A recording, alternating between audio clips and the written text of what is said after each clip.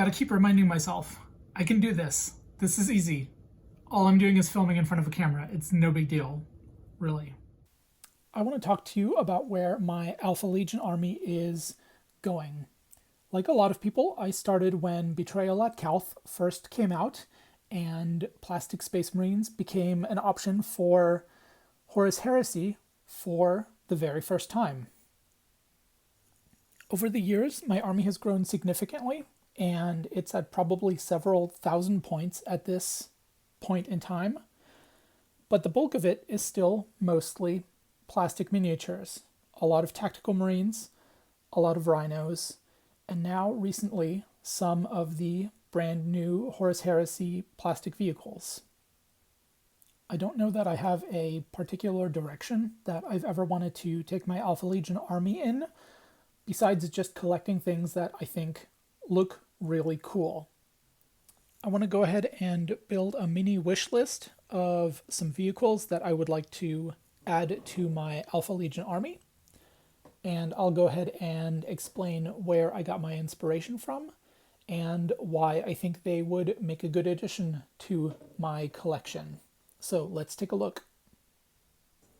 Book 3, Extermination, has a couple of different callouts on the Alpha Legion's use of armored vehicles, and I'll go ahead and read those relevant sections to you now. Often depicted in the popular conception of their legion as a force which favored infiltration and asymmetrical tactics over brute strength, the Alpha Legion's excellent record in the use of armored warfare during the Great Crusade is often overlooked. But it would be this key expertise that would carry their victory in the First Battle of Paramar. The invasion force deployed an armored contingent that was both extremely numerous and varied, but which focused chiefly on mobile rather than deploy-to-fire units, with particular strength ranging in various Predator and Vindicator chassis, light and medium tanks, and large numbers of the newer Sicaran-type fast battle tanks and Sicaran venator tank destroyers. There's a second section that describes the Ophion armored assault harrow, and here it says that this was thought to take the form of a company mounted in heavy transports such as the Land Raider, supported by its own squadrons of battle tanks and support vehicles. So what does this mean for my army? It means that tanks are on the menu. So let's go ahead and take a look at some of these cool ones and see which ones I'd love to have in my army. First on the list, we have the Kratos Heavy Assault Tank, because it looks cool. And while it may not be the best tank out there, I think as one of the brand new vehicles in this new edition of Horus Heresy, I think it is worth adding to my collection. You can outfit it with a variety of different weapons to do a bunch of different tasks. I could go all Volkite if I wanted to just take out a bunch of enemy Space Marines. I could go all anti-tank weaponry if I wanted to take out a bunch of tanks. I can take them in squadrons of 2, which is quite pricey in points. But if I also take Alfarius, I can then infiltrate both of those Kratos tanks. And I think that's funny, because who wouldn't want to infiltrate these massive giant weapons of mass destruction right into your enemy's front lines to cause havoc and mayhem? So, Kratos.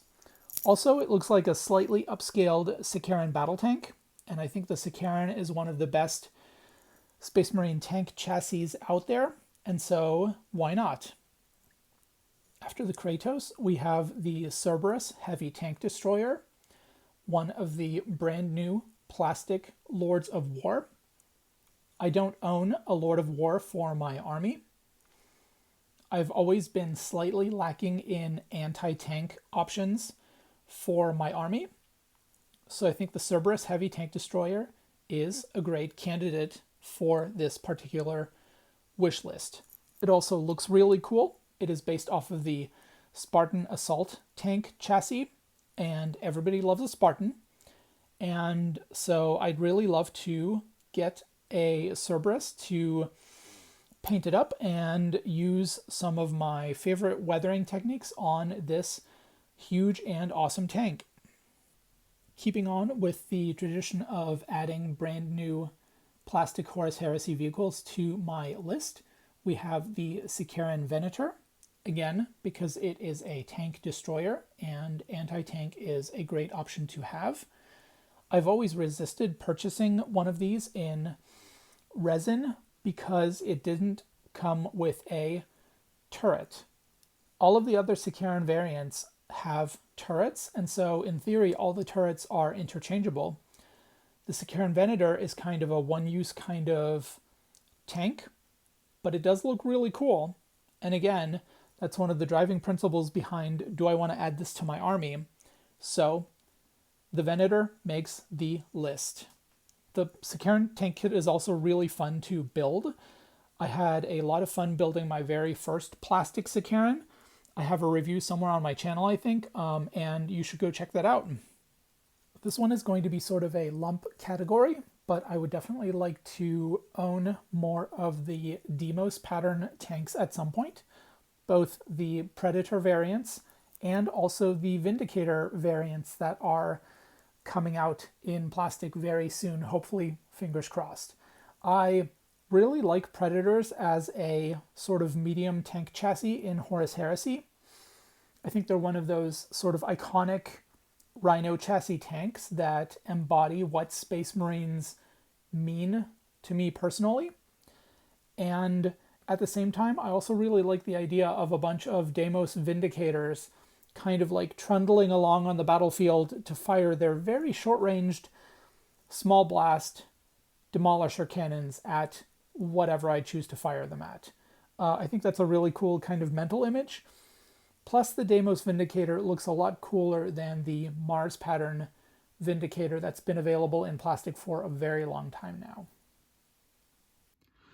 I hope you guys enjoyed that look at my top little wish list of tanks that I'd like to add to my Alpha Legion at some point. Yes, it's basically, I want all these cool vehicles because I do think they would look really cool in my Alpha Legion paint scheme. And lately there's been something about tanks that's really been kind of calling me. I was thinking about doing an armored spearhead rite of war list to try that out. Vehicles tend to be a lot of fun. They tend to look really good on the tabletop when you have an army full of them. And so yeah, that's basically the point of this video. If you own any of these, please let me know in the comments down below what you think of them. If you liked this video, go ahead and tap that little like button. Let me know which of the Heresy vehicles is your favorite, plastic or resin. I know there are a lot of Glaive and Fellblade fans out there, so let me know down in the comments, and I will see you guys in the next video. Happy hobbying!